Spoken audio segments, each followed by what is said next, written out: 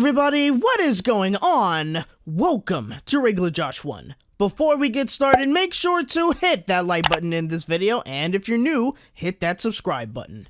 Go check out NovaFleet86 anywhere you find your podcast. Episode 7 is now available on Spotify, and you certainly do not want to miss the epic 2-part season finale. Also, go check out some of the other projects that I'm a part of, like Duel Academy and the Purplish Family, both on YouTube. Hope you guys enjoy Spongebob Squarepants. Is there anything that I really need to say here? SpongeBob continues to be one of my favorite cartoons of all time. The show is just so iconic at this point. Seasons 1 through 3 is by far the golden age of SpongeBob. I don't know a single person who couldn't agree on that. I mean, well, maybe some of the newer audiences, but they just don't know any better. We all know that the show has had its ups and downs over the years, and boy, has there been some moments where the show has really fallen from grace.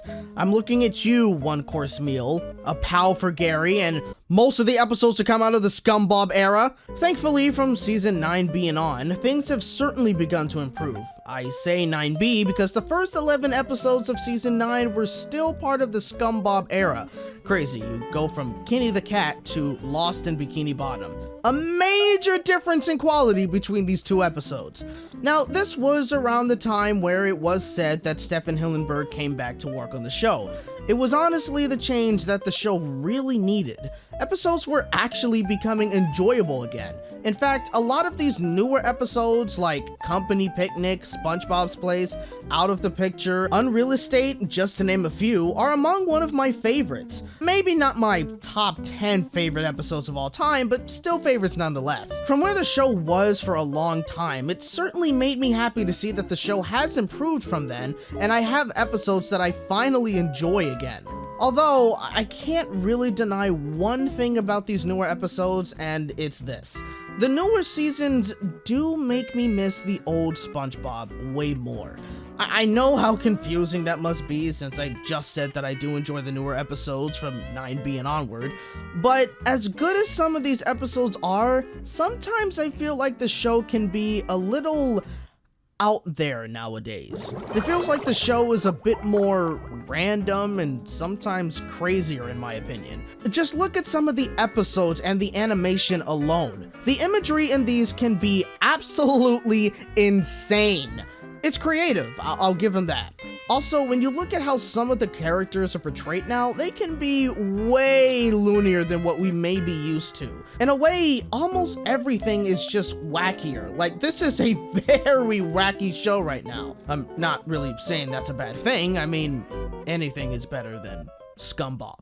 These episodes can still be enjoyable and fun, but I kind of wish we could go back to the simplicity of the first 3 seasons. The show just had so much charm back then. When it comes to most of the episodes from that era, I still have a lot of fun watching them. It's just a shame that the show went through such a decline in quality for a while. When you look at episodes from, well, mainly 2008 to 2015, it felt like it was just trying to appeal to little kids, making the characters dumber and more annoying, and just going into typical butt and toilet humor that you'd find in some other cartoons. With the newer seasons though, I feel like they rely way too much on the wackiness factor. Sometimes it feels like so many things are happening at once. It started feeling like this maybe around season 11?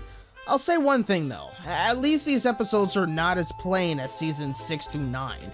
No matter how wackier they are, it's still an improvement.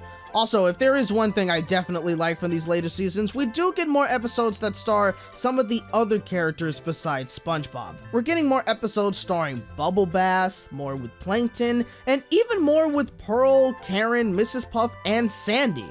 Who would have thought that these 4 would have ended up hanging out with each other? Kinda makes an interesting combination in a way. Not to mention, we did get a gem of an episode called an episode based off of the running gag throughout the whole series. It's one of my favorites from the more recent seasons. In a way, it is amazing just how much SpongeBob has changed over the years. I guess that's just a given when any show has survived for this long.